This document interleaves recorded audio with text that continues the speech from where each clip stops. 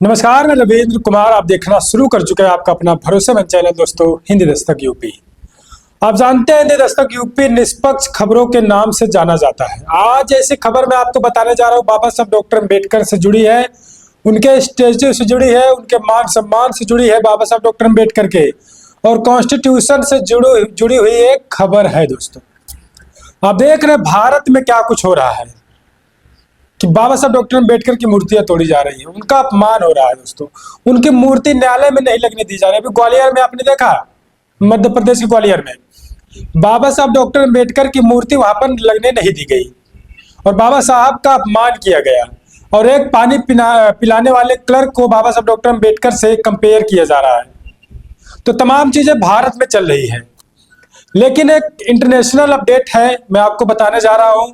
और सबसे पहले मैं तो कहूंगा, एक खबर सुनने के बाद जो मनुवादी लोग हैं, जो असामाजिक तत्व की मानसिकता रखने वाले लोग हैं, जो तुच्छ मानसिकता रखने वाले लोग हैं, ऐसे लोगों को दोस्तों कहीं न कहीं मिर्ची लगेगी बहुत तेज।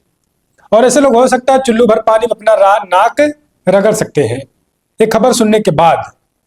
और आप जानते हैं कि बाबा साहब डॉक्टर अम्बेडकर को जो कद है, अगर आप अपना जो सर है उसको 90 डिग्री के एंगल में घुमाकर देखेंगे ऊपर, तो भी दोस्तों बाबा साहब डॉक्टर अम्बेडकर के कद को कोई देख नहीं सकता, इतना ऊंचा उनका कद है। इसीलिए कहा जाता है बाबा साहब डॉक्टर अम्बेडकर एक विश्व गुरु है। हालांकि वो संविधान निर्माता बाबा साहब डॉक्टर अम्बेडकर है और भारत रत्न की उपाधि मिली, लेकिन उनको विश्व गुरु इसीलिए कहा जाता है कि पूरा विश्व उनको पूजता है, उनके विचारधारा को पूजता है। और ऐसी अपडेट निकल कर आ रही है सामने। देखिए, जानकारी दे रहे हैं हमारे देश के prime minister Narendra Modi ji. Paris के यूनेस्को में दोस्तों संविधान दिवस के अवसर पर पेरिस के यूनेस्को के मुख्यालय में बाबा साहब डॉक्टर अम्बेडकर की स्टैचू का अनावरण हुआ, इनॉग्रेशन हुआ और लोगों ने बहुत धूमधाम से खुशियां मनाई कि बाबा साहब डॉक्टर अम्बेडकर के स्टैचू का आज यहाँ पर अनावरण हुआ है। आप समझिए, पेरिस स्थित यूनेस्को के मुख्यालय में बाबा साहब डॉक्टर अम्बेडकर की स्टैचू लगी है। तो आप ताकत सिर्फ बाबा साहब की समझिए कि दुनिया आपने देखा कोलंबिया यूनिवर्सिटी के बाहर, गेट के बाहर बाबा साहब डॉक्टर अम्बेडकर की स्टैचू लगी है।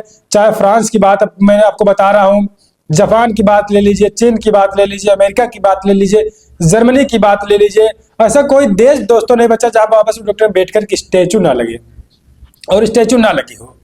लेकिन ये जो अपडेट है संविधान दिवस के अवसर पर, संविधान दिवस तो इंडिया में हमारे हैं, लेकिन इंटरनेशनल इसका असर कैसे आपको मैं दिखा रहा हूं। देखिए कि तमाम लोग यहाँ पर मौजूद आपको इस तस्वीर में दिखाई दे रहे हैं और सब विदेशी लोग हैं और खुशी इसलिए लोग मना रहे हैं कि बाबा साहब डॉक्टर अम्बेडकर की स्टैचू को इन्होंने अपने मुख्यालय में स्थापित किया है, पेरिस के यूनेस्को मुख्यालय में।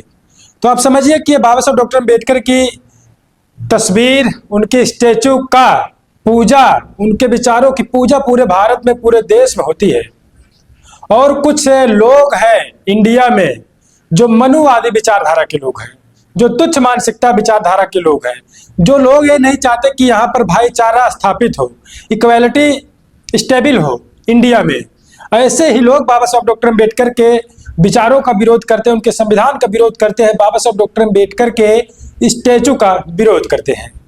दोस्तों इस खबर से मैं जहां तक समझ रहा हूं, जो मनुवादी मानसिकता के लोग हैं उनको तकलीफ बहुत हुई होगी, क्योंकि बाबा साहब डॉक्टर अम्बेडकर एक इकलौते ऐसे इंसान हैं जिनकी